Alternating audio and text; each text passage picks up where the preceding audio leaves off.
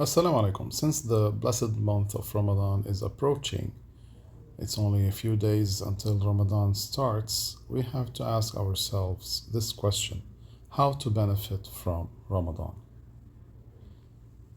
Ramadan is a great month and a golden opportunity for self improvement. How can we get the maximum benefit from the blessed month? Let's start with food and beverage management.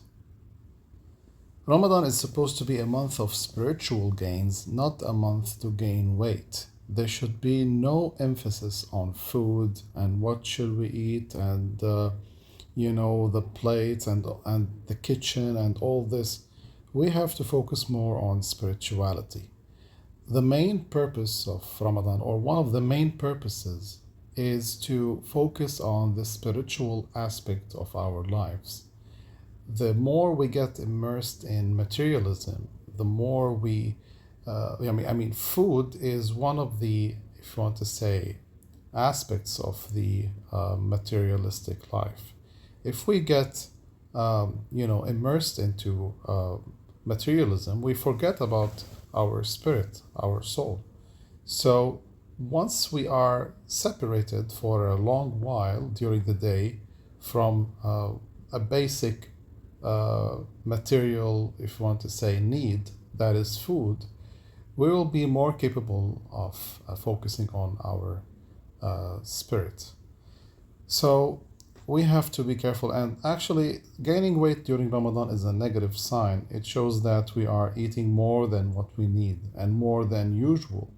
Um, you have to either keep the same weight or even lose weight. First, avoid overestimating your hunger and eat reasonably. When you're fasting, you're very hungry, so you feel as if you're gonna eat a full camel or even a cow or anything like that. So we overestimate our hunger and we tend to order more food than what we need or prepare more food than what we need. So we have to avoid falling into this trap. There are several ways. First, drink enough water when you break your fast. This will decrease your hunger. Second, when you pour food into your plate, don't put large quantities. Put smaller quantities. When you're done, if you're still feeling hungry, then you can add just a little bit more. And even when you're ordering food at the restaurant, don't order beyond your need. Just make a small order, finish it. If you're still feeling hungry, maybe you can add something to it, but I doubt it. And I believe that we can see that we are satisfied and we had enough just with a smaller quantity. And also avoid food shopping while you are fasting because you will be buying more food than what you need. Also, avoid unhealthy food items and stick to a healthy food diet. We spoke about the quantity, now we talk about quality. Try to eat quality meals. And by unhealthy food, I mean oily food, deep fried and fried food, food that is high on sugar, such as sweets. And to be honest and realistic, we are all tempted in a way or another by unhealthy food, but we still have to resist. So we have to reduce the consumption of such food items. We have to add more fruits and vegetables and home cooked food into our diet instead of unhealthy and low nutrients food. Stay hydrated by drinking more water and avoid food items that make you thirsty. So, this is also very important, especially if you're living in a hot climate country such as the Gulf, Saudi Arabia, UAE, Qatar, etc. Even if you're not living in a hot climate area, try to drink more water. Staying hydrated will keep you healthy and will help you endure during the day. And you will also see why we need to stay hydrated later on in this presentation. Oh, yes, regarding that, try to avoid food items that make you thirsty, food that's high on salt, like chips, for example, oily food, and so on and so forth, even sweets. And having a banana can help reduce the feeling of thirst during the day based on experiences. Now, let's talk about sleep management, which is the most difficult and the toughest part in Ramadan. To begin with, one of the bad habits is sleeping all day and staying up all night. This is a very bad habit in all aspects.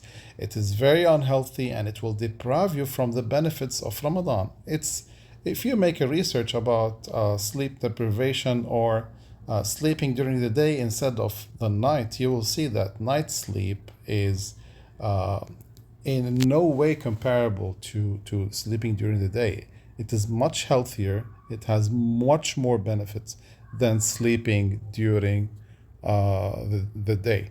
So make sure you have enough sleep. I'm going to show you the plan soon about sleeping well at night and every night. So you can look it up. There's a lot of research about the benefits of sleeping at night and sleeping earlier. And also, as we said, this will deprive you from the benefits of Ramadan. You get the reward in Ramadan by fasting during the day. If you're sleeping during the day, what kind of reward do you expect? So just think about it.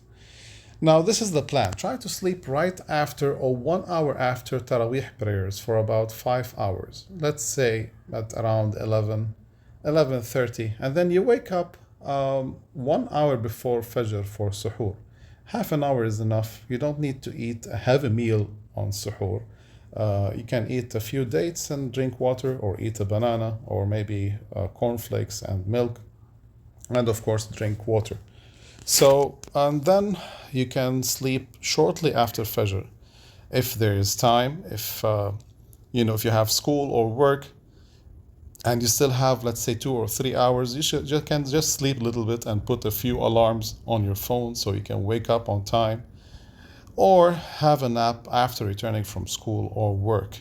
And make sure it's a short nap so you won't miss any prayers, and so you can resume your Ramadan activities before iftar time, before breaking your fast. Now let's talk about activity management. Choose the activities that are most conducive to Ramadan.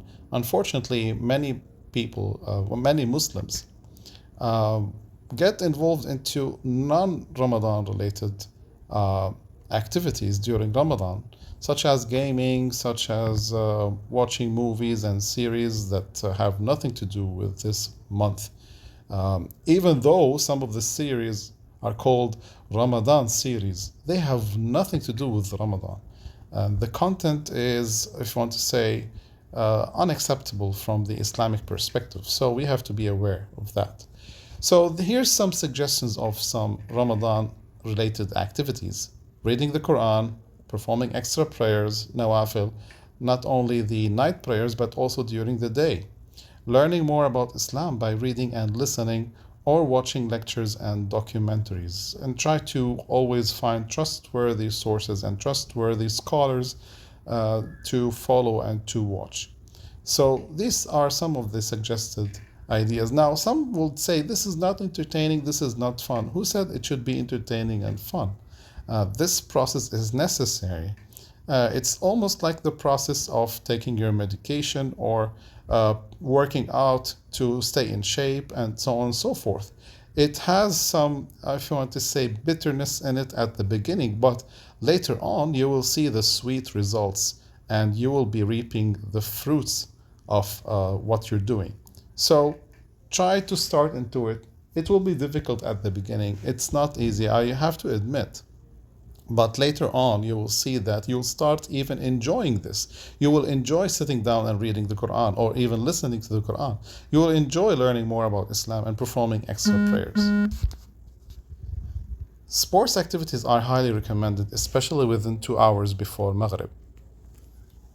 Well, I personally performed this when I was younger. I used to do it even more, playing football or even basketball before iftar, before breaking my fast.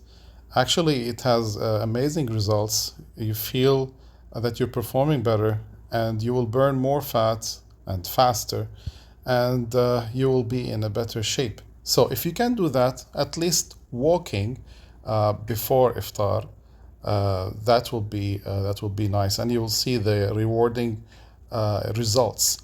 So this is recommended. Some people would prefer to perform some sports after the night prayer, late at night, around 10, 11.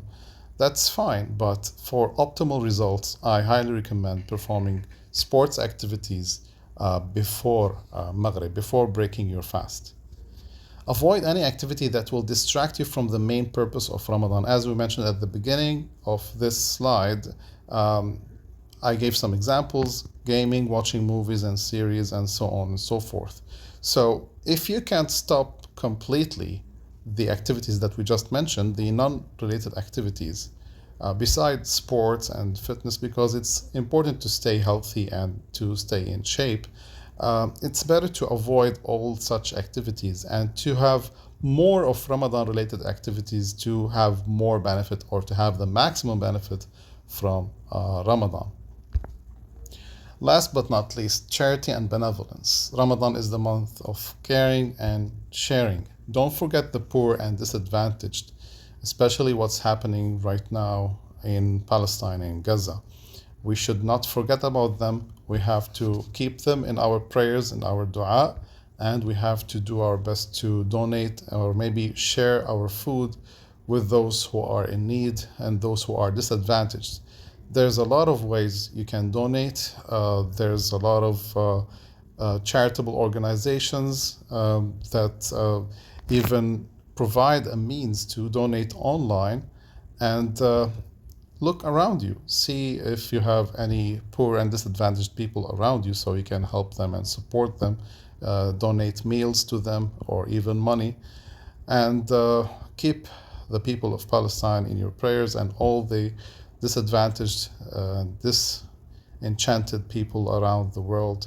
May Allah subhanahu wa ta'ala make it easy for them and end the atrocities and the occupation and the war against them. May Allah subhanahu wa ta'ala grant victory for the righteous believers. And inshallah, this will be a better Ramadan. We have to work on it, not just wish for it. We pray for it and we work on it, inshallah. Thank you so much for listening. I hope I didn't take much from your time. I really didn't expect to take as much time as I did right now, but I hope that you benefited from it and have a blessed Ramadan. Wassalamu alaikum.